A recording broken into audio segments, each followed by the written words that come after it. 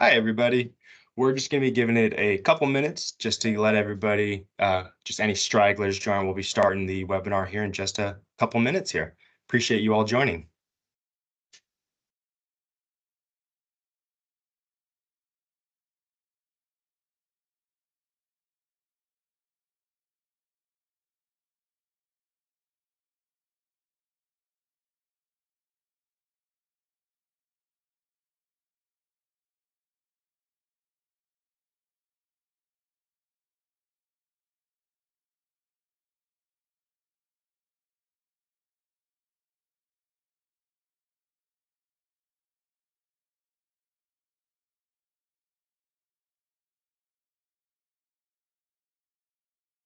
Saw we had a couple other people join. Just another quick update. We are just going to give it about another minute or so to let any other stragglers join today's call so we can kick off with as many individuals on the call as possible. So appreciate everybody hopping on, and we'll be getting going here in just a minute or so. Thank you.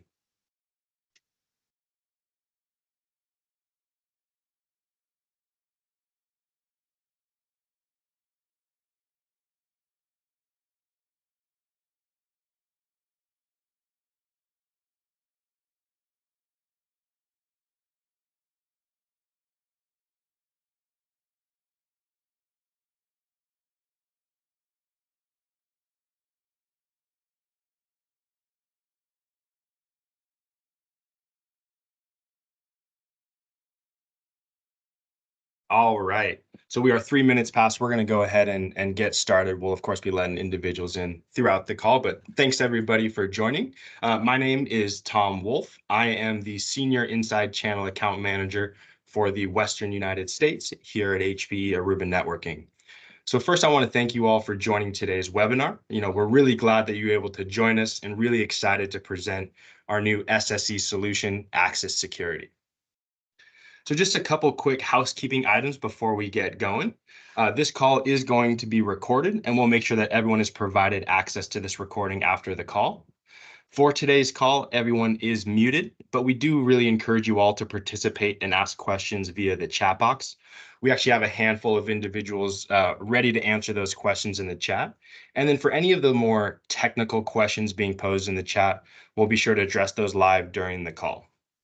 And then finally, we are going to be including a few poll questions throughout this presentation. So we encourage you to participate and provide answers via those poll questions as much as possible.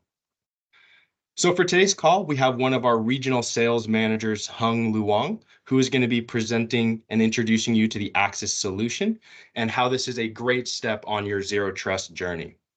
After Hung wraps up, we're going to have one of our channel engineers, Matt Scala, provide you with a quick technical review and then demo of the Access platform. So before I kick it over to Hung, what is Access Security? Access is the latest advancement in our security offering here at HPE Aruba Networking. Access really redefines how you access cloud applications securely and paves the way for your ZTNA journey. Really, this solution will seamlessly extend secure access control to cloud applications and ensures that your data remains protected wherever it resides. So really, you're going to be gaining granular visibility and control over user access, enabling you to really enforce consistent policies across your entire network ecosystem, from on-prem to the cloud. So by implementing Access, you're not just securing cloud applications, you're truly embracing the principles of zero trust. So every access request is rigorously authenticated and authorized regardless of the user's location or device. So really, in essence, Access Securities empowers you to embark on your ZTNA journey confidently and ensuring that your network remains resilient against really the evolving threats while delivering a seamless and secure access to cloud resources. So with that, I'm going to go ahead and pass it over to Hung to continue with today's presentation. Hung? Thanks, Thomas. Good morning, everyone. This is Hung Luong here. I'm one of the local SASE sales specialists with HPE Networking. I actually came over to HPE via the Silver Peak acquisition in July 2020. And before that, I've been at companies such as SonicWall and Fortinet. So, I've been in this industry for a while. Next slide. So what is SASE? SASE is a term first coined by Gartner in 2019 to address the growing demand for a secure connection into the ever-evolving hybrid cloud. SASE, defined as Secure Access Security Edge, is typically comprised of ZTNA, SWG, CASB, Next-Gen Firewall, and SD-WAN.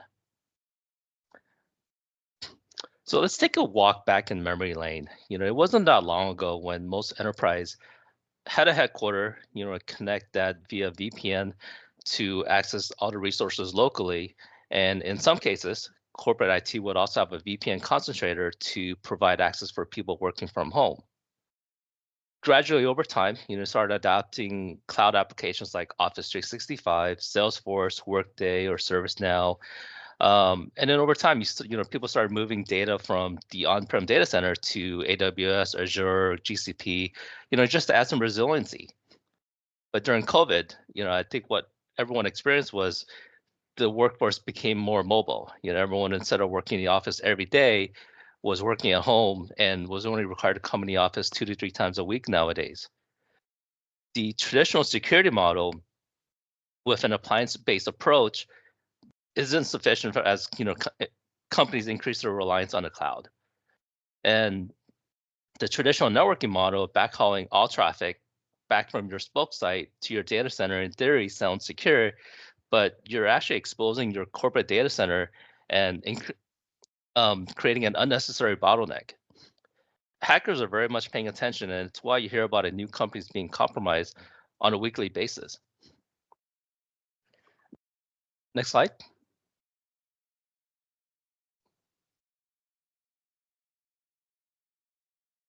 So a modern approach is needed to address these issues, and this is where HPE Aruba Networking comes in with the recent acquisition of Access Security. Sorry. So how did security companies attempt to address the digital transformation? By putting a virtual firewall everywhere. It's great for them because they can sell more license, but all this does is really add more complexity, increase costs, and quite frankly, the risk is still there because all the traffic is still flowing back to your network. Next slide.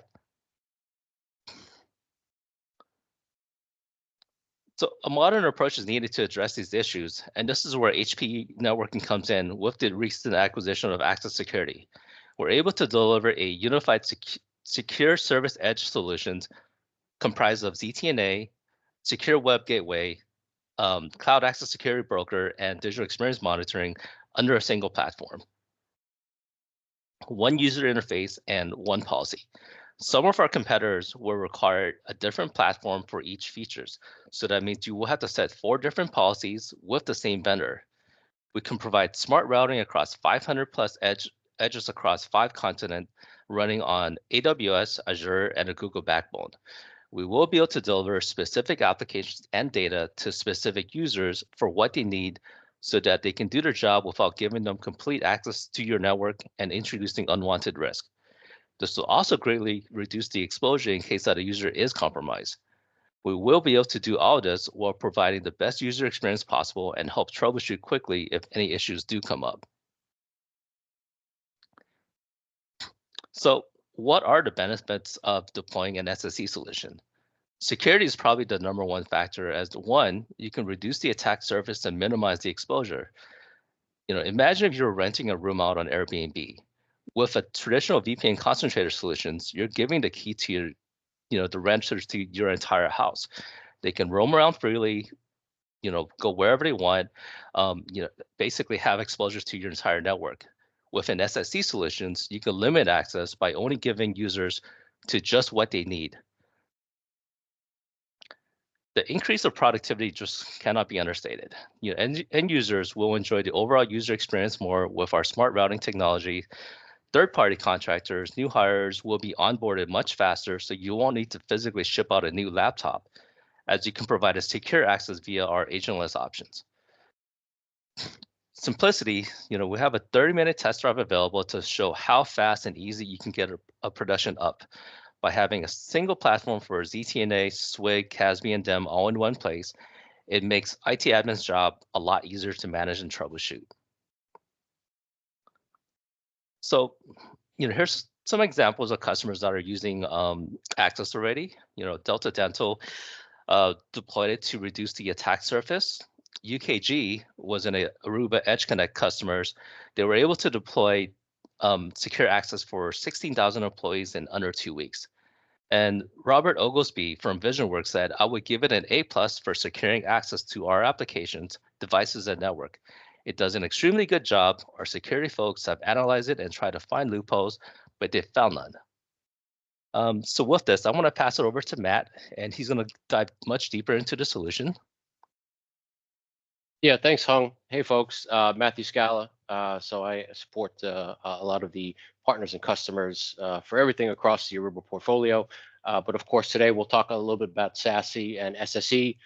For those folks on the call, you may have some experience with some of these product sets, starting with ClearPass, right? Network access control, or even Cloud Auth. That's something that we've sold and still support today. It's been around for about 10 years, more of an on-prem solution. For role-based access control, right? Providing access for users that are on a campus or on-prem, and we still have that today. We have SD-WAN. So back in 2019, we acquired Silver Peak. At the time, Gartner kind of coined them the Cadillac of the SD-WAN business. This was kind of our first foray into SASE, right? When we talk about SASE, SASE is SD-WAN plus SSE. Okay, so the ability for us to do things like path conditioning, and we'll get into some of those specifics in a moment, but we have that today with SD-WAN. And then, of course, we'll be focusing on SSE. Just a little over a year ago, we acquired Access Security. It's an Israeli company who really kind of took a zero trust security first approach to delivering items like a clean web experience, the ability to protect information and applications that reside in the cloud, and also provide a very intelligent solution for VPN replacements. Okay, we call that ZTNA, SWIG, Cloud Access Security Broker, and DEM. DEM is kind of our pretty bow to wrap up the visual experience for users. So diving in a little deeper, on the left-hand side, again, is really your SD-WAN component, right? This could be your traditional routing, WAN optimization, the ability to decommission some of those expensive point-to-point or MPLS links, right? We have that today. And on the right side is the SSE component. Again, SASE is SD-WAN plus SSE. So with ZTNA, again, this is where we see a lot of customers first adopt an SSE, kind of your phase one approach, zero trust network access. So what this essentially is doing is replacing the traditional VPN concentrator that sits in your data center on campus. Instead of providing an IP address to a user where they can roam around the network, we're just brokering access to specific applications and resources. This could be on-prem, this could be in the cloud, this could be in a data center, and that's where we're going to dive a little deeper in. CASB, or Cloud Access Security Broker, think of the applications like Salesforce, right, or Office 365, where you may have customer data, right? You want to control who can download and upload and things like that. That's where CASB comes into play. And then SWIG, or Secure Web Gateway. This is your clean web experience, right? I want to make sure that I'm not downloading malware. I want to make sure that I'm only going to URLs or web categories that have been approved by your organization. Firewall as a service, of course, and then DEM, as we mentioned. We'll get into a bit of what that portal actually looks like. So, we call it Unified SASE, right? SD-WAN, Edge Connect. We have fully integrated the formerly Silver Peak product set into the HPE Aruba Networking portfolio. So for folks who use this today or use Aruba Central, you'll see a lot of those integrations that have been made. And of course, we've also integrated the SSE component as well. So if we look a bit into the four pillars, right, the first piece that I mentioned was ZTNA. Most of our customers that adopt SSE use ZTNA as the first phase, right? Folks ask, well, how are you securing your corporate users? How are you securing contractors or third-party access? Or folks who are connecting from the home, right, or from the road, right? This really kind of forces a rethink of how we place users onto the network from any location, right? Again, we're moving away from the concept of providing a user an IP address on your network, where again, you talk about lateral movement and perhaps accessing specific resources that you're not supposed to, right? Either through misconfiguration or malware or compromise. So we'll get into a bit of ZTNA, but this is your VPN replacement. The second piece, right, is again that clean web experience, right, where folks could be running an agent on their device, or maybe even an agentless, right, where we just pin up some IPsec tunnels. But we're forwarding all of this web traffic for inspection, right? This could be encrypted traffic. This could be for anti-malware, right? We're constantly looking at reputations for websites all over the internet. So you can think about some of the intelligence and data that we have to go through in the back end, right? That we feed through AI and machine learning and things of that nature. A lot of these things, especially SSL inspection, right? As you guys know, a majority of web traffic is now encrypted, right? SSL, HTTPS. How are we able to look at the payload? How are we able to look at data and make decisions on that? The third piece, right, as we mentioned earlier, cloud access security broker. This is primarily used as a data loss prevention tool, right? So again, if you think about customer information, personal information, credit card data, right? Not only am I going to allow someone to log into something like Salesforce, but perhaps I don't want a contractor having the right to download certain data or upload certain data, right? And so that's what we could use CASB for. We see that, of course, with other things, right? It's not just Salesforce, SharePoint, Box, any type of file repository. And then digital experience monitoring, right? This is your single pane of glass experience, where as an administrator, I can see how a user on the network is performing, right? Is there any packet loss? Is there latency? Is someone being denied because they've hit a rule that says, hey, I can't go to facebook.com, right? So this type of singular experience we'll get into a bit.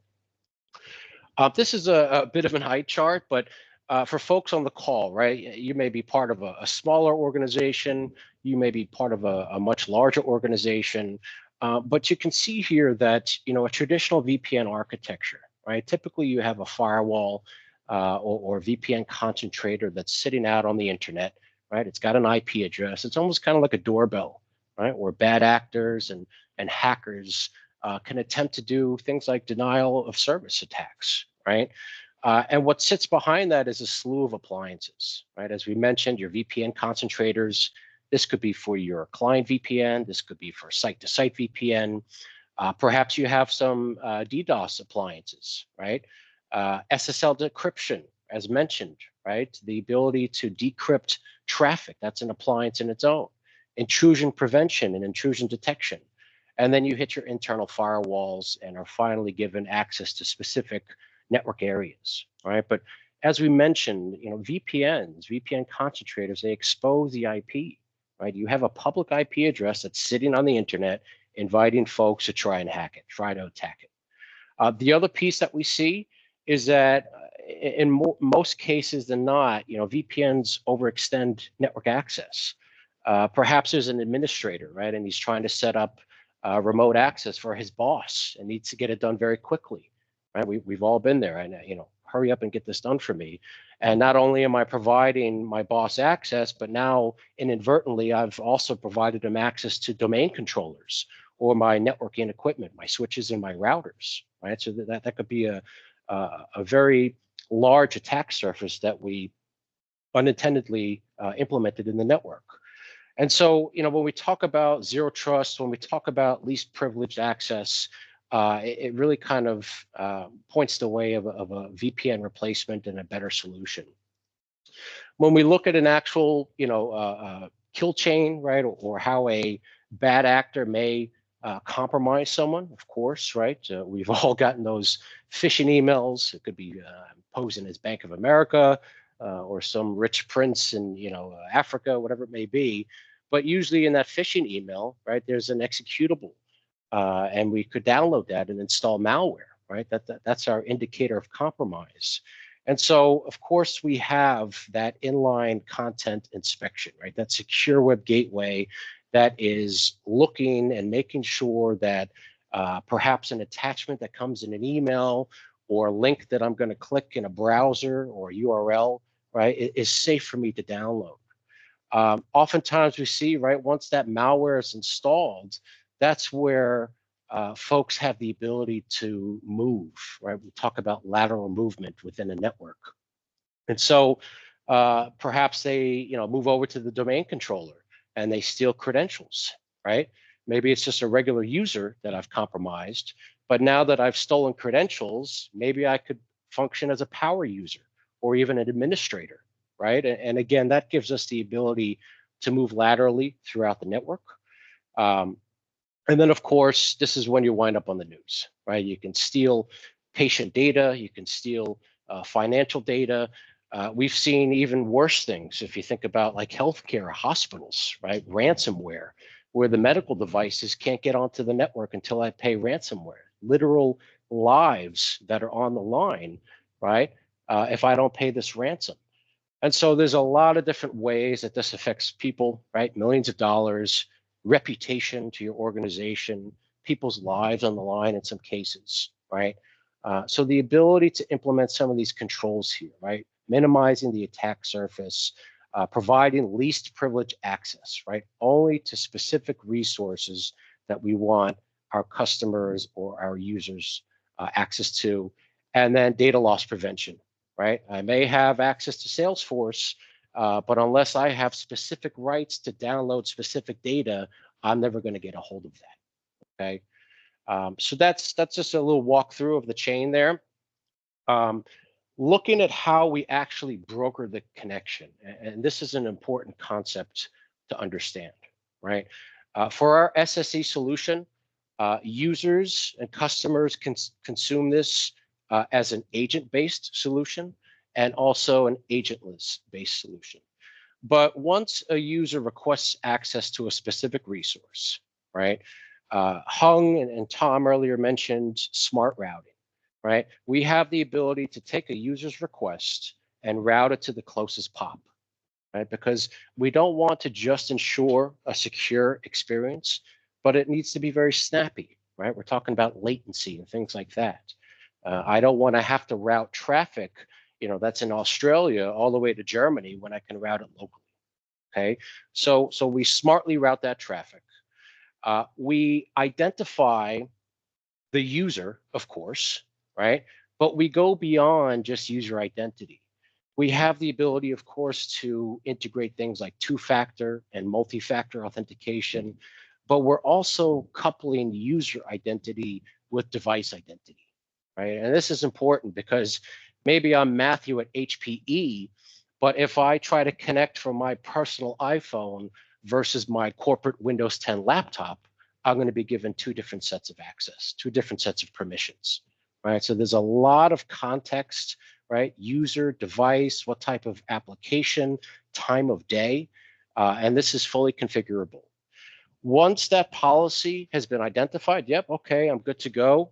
We are now brokering, we're proxying a connection, okay? So we're never placing a user on your network. The user is connecting to the Atmos cloud, and the Atmos cloud is creating a backend connection to whatever that resource is. That could be a secure web gateway to the internet. It could be to Salesforce, right, in the public cloud or SaaS application, or even a private application, right, maybe an SSH or a finance database that's sitting in your data center. Okay, so this is the key piece to understand, is that we're no longer providing an IP address like you would get with a VPN solution. We are brokering the connection. Atmos, HPE Aruba Networking is sitting in the middle and brokering that connection. Okay, this is key to understanding how we can limit things like the attack surface, right, in case of compromised and things of that nature. And then, of course, we don't just stop right at the initial authorization and authentication request, right? We're continuously inspecting the quality, right, of the connection, the health status of an endpoint, right? Is the firewall still turned on? Did someone turn something else off? Is there malware that's been installed, right? And we can dynamically remove them from the network. So this is a continuous process that goes beyond the initial authentication. This particular slide, right, kind of demonstrates, what we are and what we are not. Of course, from an identity perspective, right, we integrate with a lot of different identity providers. Some folks use Azure AD, of course, Okta. There's a few others. There are some endpoint solutions, right, that folks use and continue to use, and we can integrate with that from an API perspective. Microsoft Intune and CrowdStrike being some of the more similar ones. We have folks who use SIM tools, right? Splunk. Maybe you have a SIM provider that's going through your firewall logs, right? And then, of course, SD-WAN. This being an HPE Aruba networking webinar, we would always put our best foot forward with our SD-WAN solution, as we mentioned earlier. But there are other competitors out there, right? Some folks may have VeloCloud, which is a VMware product, or Viptela, which is a Cisco product, right? They have that today, but they're interested in adopting Axis for their SSE specific piece, right? And so we certainly have the ability to integrate in that way. So some of the pro tips, right? Let's focus on a unified access platform. Now, admittedly, right, a single vendor solution, I think, is the nirvana, if you will, right? That's a greenfield approach. It's a single vendor, a single solution, a single experience. But as we all know, right, there's investments elsewhere in the business. Things are adopted in a piecemeal sort of approach. But again, we would always advocate for a unified access platform. Simplified policy, right? So a lot of folks claim to do SSE and SASE, or what we call SSE 1.0. We call ours 2.0 because we have the ability to inspect traffic for a number of applications, right? Especially for things like server-initiated flows. So if you can, imagine, it's not the user requesting a resource that's in the data center, but maybe I need to push, right, a Windows patch to my user. Right? A lot of folks, a lot of competitors do not have the ability to do this. Same thing with voice over IP. I need to send a voice over IP stream to a handset at my work from home user, right? So we have the ability to do that from an agent and agentless perspective. Again, we touched on this earlier, right? We have presence all over the world, over 500 points of presence across all the major cloud providers, AWS, Azure, GCP, Oracle, and that continues to grow. And then, of course, the magic sauce, right? We constantly feed tons and tons of data, right? This again, could be reputation scores of websites, malware and virus signatures, right? And we are constantly pumping that into the Atmos Access solution to have up-to-date and real-time understanding of how a user is performing, what is secure, what is insecure. As mentioned, right, it's a bit of a journey in terms of adoption. So on the left-hand side, we have folks that start with SSE, and on the right-hand side, we have folks that start from the SD-WAN perspective. Remember, SD-WAN plus SSE is SASE. So as mentioned earlier, right, phase one for folks starting with the SSE adoption typically go for ZTNA, right, that VPN replacement. I can publish applications, right? I can log into a URL and have access to specific resources and applications versus providing a user an IP on the network, okay? Folks may want to move beyond that, right? And start to implement that secure web gateway for that clean web experience and CASB on top of that, right? So the ability, again, to restrict types of data that's being sent and retrieved from a specific SaaS application. And eventually we get to a unified framework, right? Where we've modernized our SD-WAN, right? We've, again, gotten rid of those expensive links. We have some local high-speed broadband, and we're doing some intelligent path conditioning. And now we're also securing all of that web. We're providing zero trust network access and ensuring that that attack surface has been minimized. So just a couple more slides, right? Typically when we meet with customers, right, there's always an interest. We go through a demo, but we talk about and identify an initial use case, right? Again, as we saw here, 70% or so start with that VPN replacement. But some folks may say, you know what, I'm not ready for that yet. I just signed a new subscription, but I would be interested in secure web gateway, right? I want to make sure that my users, wherever they are connecting from, have a clean web experience. And so identifying that initial use case is key. The second piece would be a customized demo around that use case. So it could be SWIG, could be ZTNA, could be all three, right? And we could certainly customize that.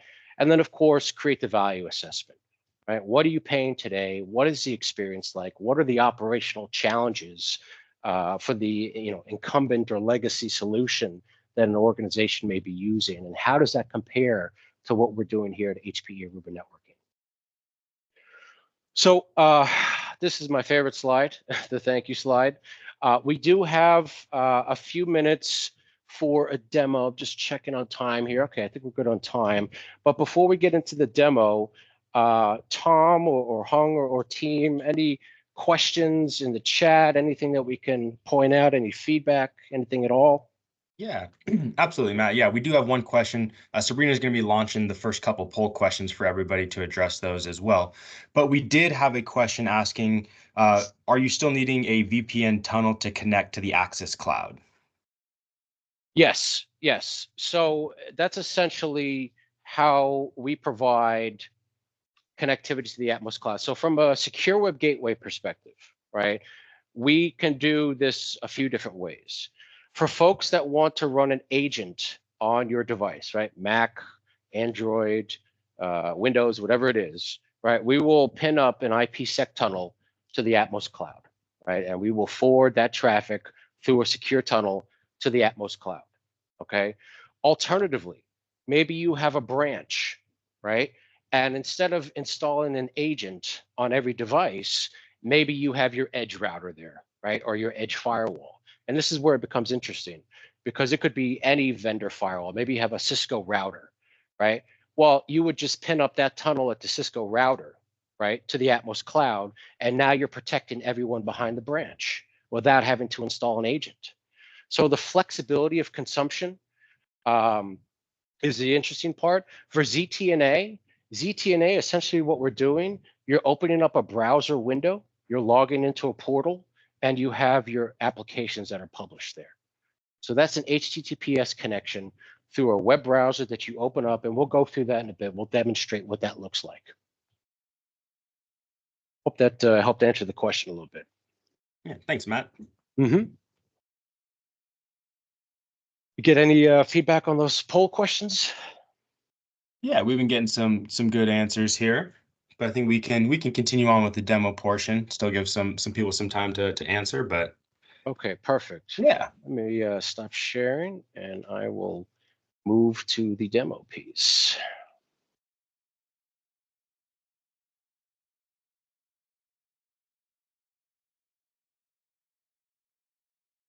Okay.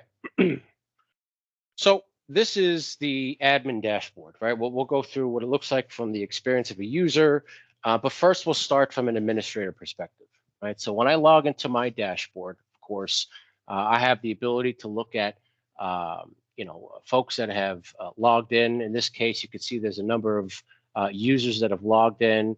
The most recent one was Steve, right? So if I click into this, I can see that Steve is part of the employee access group, right? And he actually browsed to a NASA website, which is pretty standard stuff, okay?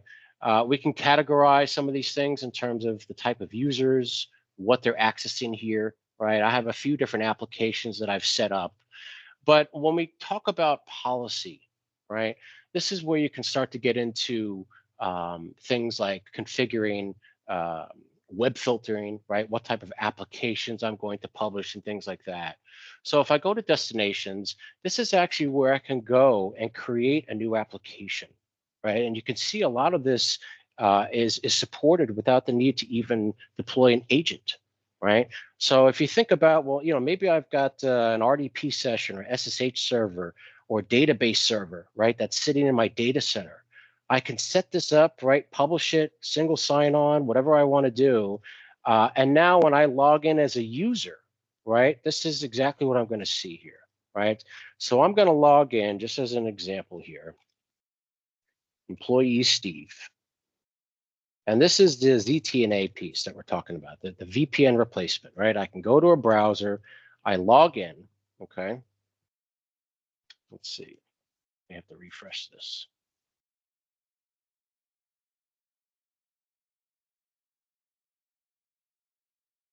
All right, so I'm logged in as Steve, okay? So you could see here, right? This is almost like a VDI type of interface, right? I have a set of applications that have been published here, right? Some of them are websites, right? Maybe I go to hpe.com. But when I go to hpe.com, you can see that this has actually been proxied, right? So it's not the actual hpe.com, but this is being forwarded into the Access Cloud and being given back here, right, as a URL, right? Maybe I want to connect to, a finance database. I can click here and put in my user credentials. If I didn't want to do that, maybe I just have a single set of credentials. I could do that as well, right? But this is the ZTNA piece, right? I don't have an IP address. I'm not connected to my company's network. I am connected to the Access Cloud, which has published some of these applications. Okay. Now I could log out. I could log back in. But again, this is the ZTNA piece of it here. Now, looking at Secure Web Gateway, right, the agent, Secure Web Gateway, right, we can see here that I'm connected right now. Now, if we go back to my management console and we look at my rule set, I've got a number of rules here. The first one is, hey, it doesn't matter what user I am, any users, I don't want to provide access to any application or website in any of these countries, okay? I could go in here and edit this, right? And this is where the power comes in, right? I can say identity, my source, maybe I want to put a device posture, right? Maybe I have to have an agent running. Maybe I want to have Windows Firewall, right? I'm not going to allow users to connect unless firewall is enabled, right? Time range. Maybe I only want to allow access during conditional hours, okay? So this is very customizable, okay?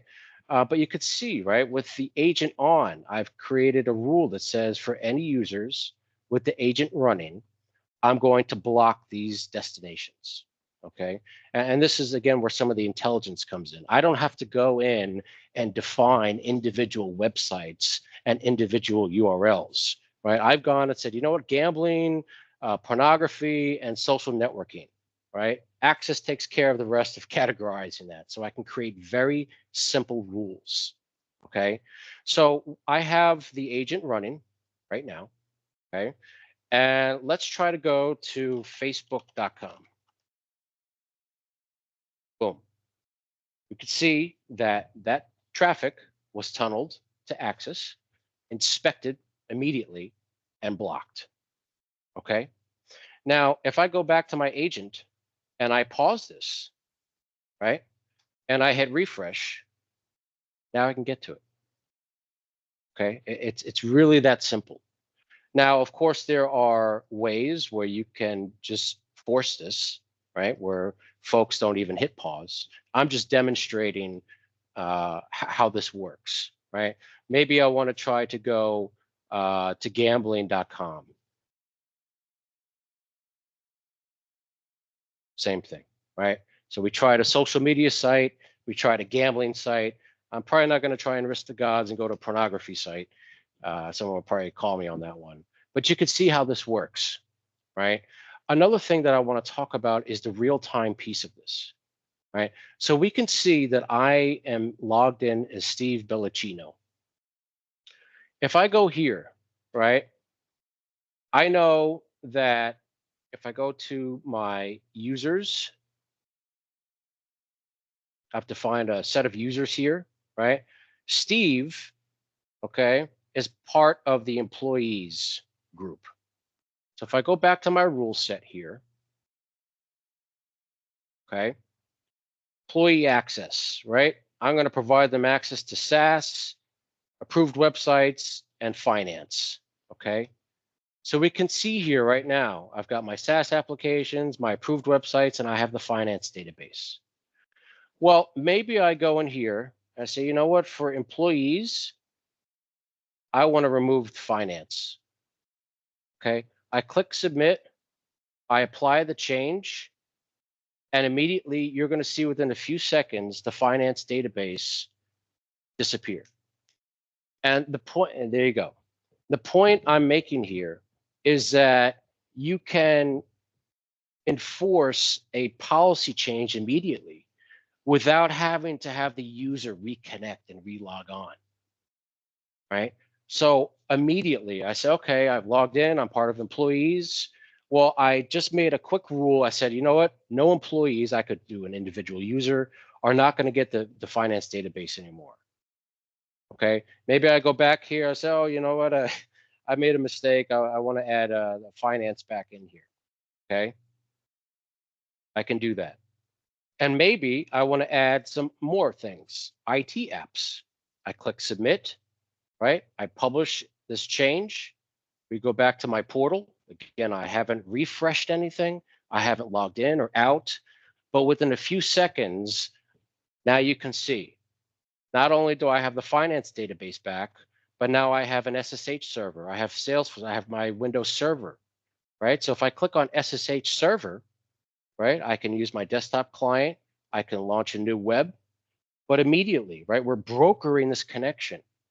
Okay, so now I have access to a SSH server that exists in my data center without having to be placed on the network. We've brokered that connection. Okay. One other thing that I'm going to show you guys, and then we'll take some more questions. Right. If we go back to the management console and go to exploration, right, this is where we can actually see the agent-based stuff. Right. We can see here, right, Steve has been doing some browsing, right, success. Well, maybe I want to take a look and say, okay, I want to look at anything that was a policy block or an error. Maybe we'll just go to block and we'll apply. Okay. We can see here, right, facebook.com, this was blocked, right? Why? Because it matched that rule that we had, right? This rule of agent on restricted. I'm blocking gambling, I'm blocking Facebook, right? So you can see this now in real time, right? This is my user. This is the device they're connecting from, the IP address they're on, an agent, right? And why this happened. So if you think about visibility, if you think about troubleshooting, right, that this is very important here. Okay, so we went through a few different use cases here. I'll show this one more time, right? We'll go back to our rule set, right? Employee access, I'm going to change this for the third time. All right, maybe I gave them too much access. So we're going to bring them back to what they had originally. Okay, can commit that change. And again, within a few seconds, you'll see the SSH, the Windows server disappear. There you go. Okay. And we also showed you what the agent can do here as well, turning it on, turning it off, and how we block. So there's a lot of other things that we can talk about in terms of configuration, right? There's a lot of SSL inspection, right? This is a feature that a lot of folks who claim to do SSE can't, right? They can only look at unencrypted traffic, but we have the ability to do SSL inspection in line. Another thing, right? This is actually CASB. I don't have this enabled right now, but what I did here was create a rule that says for any contractors or employees, right, that are going to Dropbox, I'm going to inspect it, and I'm also going to block the upload and download of Dropbox traffic.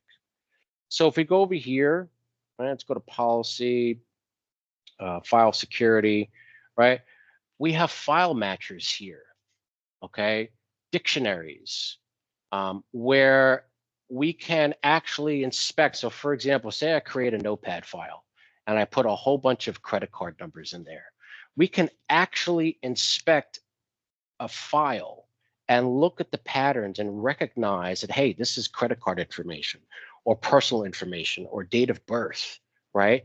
And we can enforce that download and upload based on those patterns that we see in the file. It's pretty incredible stuff, right? So we have these predefined dictionaries here, right? So for example, right, if maybe we want to look at credit card information, these are regex patterns, right, that have been built into the system that give us the intelligence to do this. File matchers, right? I created a few here, right? I called one download MP3. So maybe I want to create a new file matcher. I call this, just test. But I can match on a number of file controls, right? However I want, right? Upload, download, file types, right? Encoded files, image files. Look at all the different things that we can look at here, right? We can look at actual protocols and extensions here.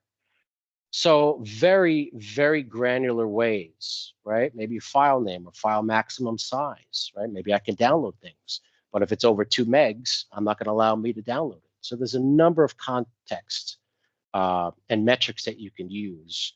And of course, you can create profiles, right? I'm going to block upload and download. I'm going to allow anything else. And you can build that into your policy. Right? I've built a policy here that says, okay, I'm going to call it block Dropbox. I'm going to apply it to contractors and employees. I don't care about the source. I don't care about device posture, just to Dropbox. Okay. And then I'm going to add that profile here, right? Block, upload, and download. So very interesting stuff.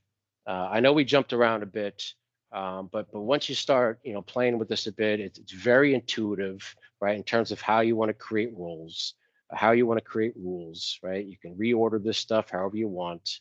And of course, having the dashboard and the exploration, we can see what folks are actually doing, right? This was the connection I made to the SSH server, right? So I can actually see in real time what I was doing here.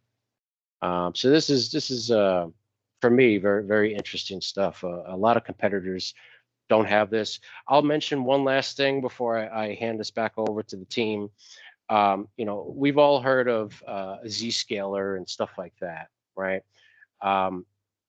Zscaler provides similar functionality. They do not beat us on things like server initiated flows, among other things. But one of the interesting things is that because of the way Zscaler was built, and they're not the only ones, but when you consume, for example, Secure Web Gateway, right? Secure Web Gateway is its own console and experience. Well, now I want to purchase ZTNA from Zscaler. That's a second console and a second experience.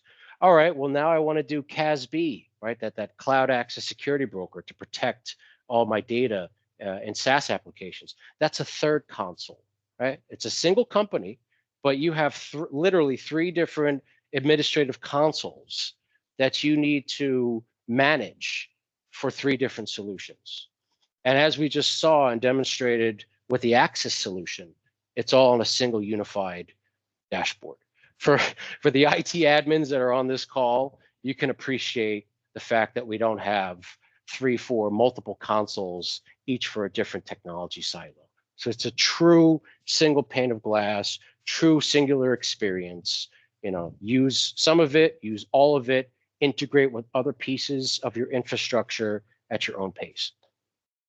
So with that said, we've got about 10 minutes left. Again, I know we jumped around a lot, but I will hand this back over to Tom. Thanks, Matt, and thanks, Sabrina, for launching the last couple poll questions we have here. Excuse me. Matt, we did just have a couple questions here.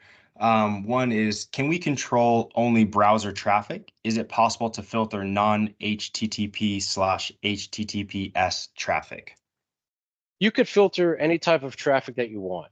Now, in order to control any sort of web traffic, right, the agent has to be running, right? Or alternatively, it has to be pinned up at that edge router, as we mentioned, right?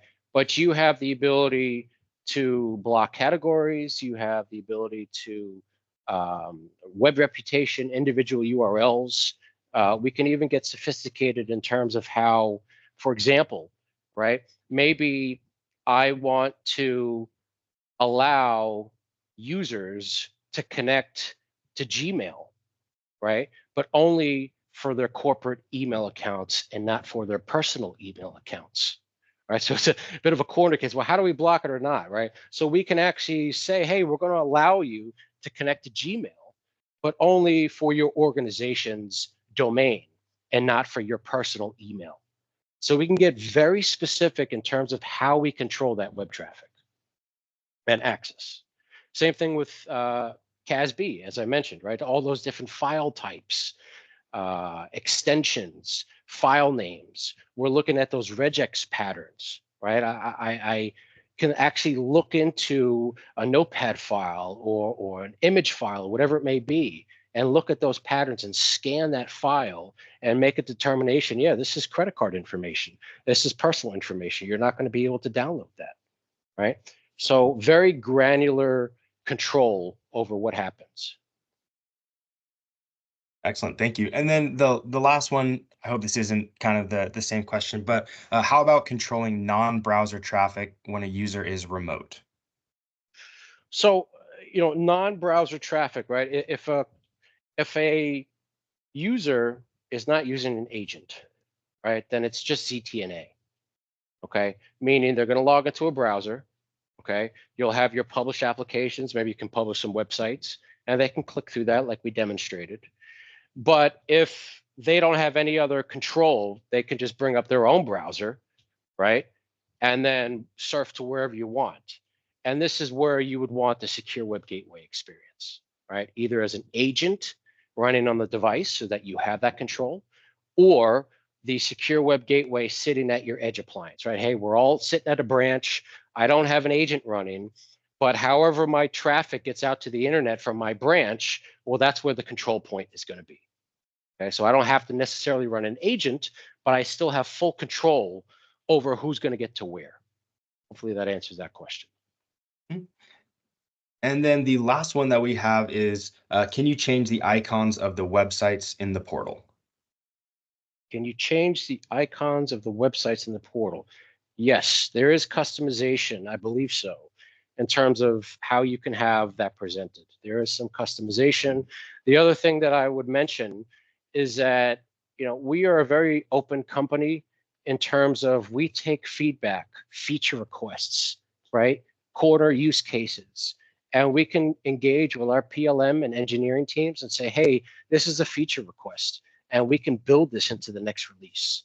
So maybe it's not something that we have today, or maybe it's on roadmap or whatever, but we can certainly take this from our customers and our partners and build that into the next evolution of the product set. A very powerful piece, and we've designed it that way with our ecosystem. Absolutely, truly embracing customer first, customer last. I love it. Absolutely. I love it. Yeah.